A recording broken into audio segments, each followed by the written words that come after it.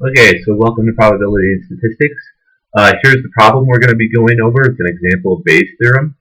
So if you want to just go ahead and read this, this is the important information that you'll need to know and I'll be using. So just pause the video and read that real quick, and I'm going to dive right into it here. Okay, so for this problem, looking back at the problem, you're going to go ahead and we're going to fraudulent users. We're going to have F is equal to a fraudulent user. And we're going to have T denote a user is equal to a user who makes a call in 2 or more places outside of the city in a day. Alright, so what we're looking for is if the same user originates calls from 2 or more metropolitan areas in a single day, what is the probability that the user is fraudulent? So the probability of being fraudulent given that the user made 2 or more calls. Given that there's 2 more calls. Alright, so this is going to be a Bayes' theorem problem. And Bayes' theorem laid out for this problem is going to be the probability of 2 or more calls given fraudulent times the probability of being fraudulent. We have both of these, and I'll actually lay this out a little bit more. But 2 or more calls being fraudulent, we can see from the problem a little earlier, and you can go back to the video to see that. But that will actually be equal to 0.3. So fraudulent users originate calls from 2 or more areas. So 2 or more areas given fraudulent is equal to 30. And then the probability of fraudulent is the proportion of fraudulent users, which is 0.01 or 0.01%, so 0.0001. And I'll write this all out for you.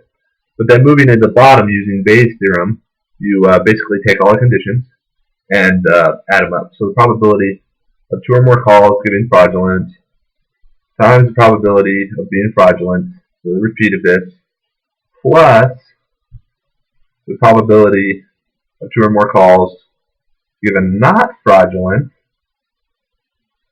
times the probability of being not fraudulent.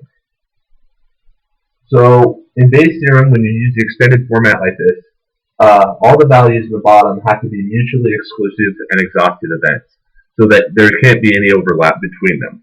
So in order to have no overlap, you have to just do the opposite of these two variables. So you have the fraudulent users and the non-fraudulent users. Those are completely exhaustive of the sample matrix, because those are the only 2 types of people you can have.